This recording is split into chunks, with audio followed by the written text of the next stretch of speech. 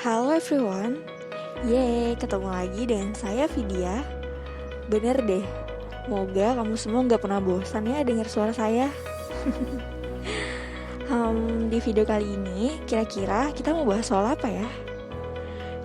Tapi udah pada tahu lah ya bahasan kita hari ini tentang apa. Soalnya thumbnailnya aja udah gede banget coba. Ketika kamu sudah memutuskan hendak membeli sebidang tanah, ada baiknya kamu mempertimbangkan beberapa hal, mulai dari lokasi, biaya, detail tanah, hingga sertifikatnya. Jangan buru-buru membeli sebelum melakukan cek mendalam, supaya tak ada penyesalan di kemudian hari ya. Untuk lebih jelasnya, kamu bisa menyimak penjelasan di bawah ini. Yang pertama, cek kondisinya. Langkah awal yang harus dilakukan sebelum memutuskan untuk membeli adalah memastikan kondisinya. Kondisi ini berkaitan dengan kontur dan jenis tanah. Apakah mumpuni untuk nantinya didirikan bangunan atau justru tidak? Ada baiknya membeli tanah yang posisinya tidak miring, kecuali kamu memang menyukai kontur tanah yang seperti ini. Aspek lain yang perlu dicermati adalah air. Cek apakah debit air di area tanah tersebut mudah untuk digali atau tidak. Ketahui juga jenis tanahnya, sebab jika ingin digali, jenis tanah akan mempengaruhi kualitas air yang dihasilkannya. Hindari membeli tanah yang dekat dengan sungai, pabrik, jalur listrik tekanan tinggi untuk menjaga risiko yang datang di kemudian hari. Lokasi juga termasuk ke dalam bahan pertimbangan kamu. Untuk keperluan investasi dan prospek kenaikan harga properti, kamu harus jeli melihat perkembangan lingkungan sekitar lokasi. Yang kedua, cek suratnya. Permasalahan seputar keaslian sertifikat tanah yang kerap terjadi pada umumnya disebabkan oleh kecerobohan masyarakat sebelum proses transaksi berjalan. Harga murah biasanya memicu pembeli mudah tergiur dan lupa akan hal lain yang lebih krusial. Karena pada saat ini banyak kasus yang marak terjadi, biasanya menyangkut sertifikat bodong atau duplikasi sertifikat asli. Nah, agar kamu terhindar dari dua kasus berbahaya tersebut, ada baiknya kamu melakukan dua cara seperti di bawah ini.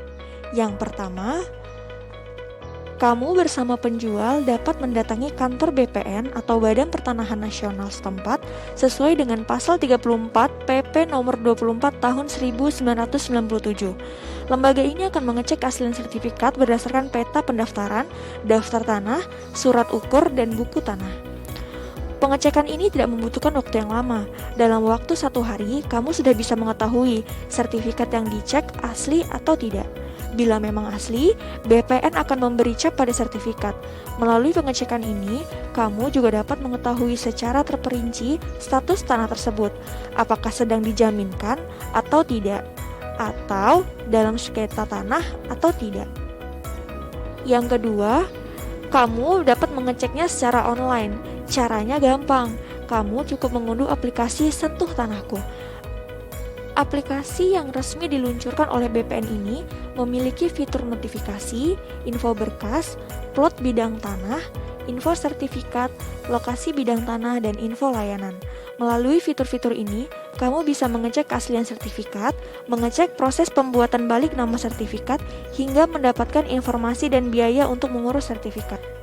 Yang ketiga, membuat akta jual beli atau AJB. AJB merupakan perjanjian jual beli sebagai salah satu bukti pengalihan hak atas tanah sebagai akibat dari jual beli. AJB dapat terjadi dalam berbagai bentuk kepemilikan tanah, baik hak milik, hak guna bangunan, maupun girik. Untuk memastikan keabsahan AJB, penanda tanganan perjanjian ini harus dilakukan di hadapan PPAT atau pejabat pembuat akta tanah dengan menyertakan persyaratan yang telah ditentukan. Yang ketiga, membawa berkas ke BPN. Pasca proses penandatanganan AJB, tahap terakhir yang mesti kamu lewati sebagai pembeli adalah menyerahkan berkasnya atau AJB asli ke BPN. Batas penyerahan selambat-lambatnya adalah 7 hari setelah penandatanganan. Penyerahan berkas ini juga turut menyertakan surat permohonan balik nama dengan tanda tangan pembeli, sertifikat hak atas tanah, KTP penjual dan pembeli, bukti lunas PPh, serta bukti lunas BPHTB. Setelah pemberian berkas, petugas akan membuatkan surat tanda bukti penerimaan proses balik nama. Selanjutnya, nama penjual dalam buku tanah dan sertifikat akan dicoret dengan tanda tangan dari Kepala Kantor Pertanahan. Proses jual beli tanah pun telah selesai. Penandatanganan perjanjian ini harus dilakukan di hadapan PPAT atau pejabat pembuat akta tanah dengan menyertakan persyaratan yang telah ditentukan. Nah, keempat poin tadi adalah tips agar kamu dapat membeli tanah kafling dengan aman.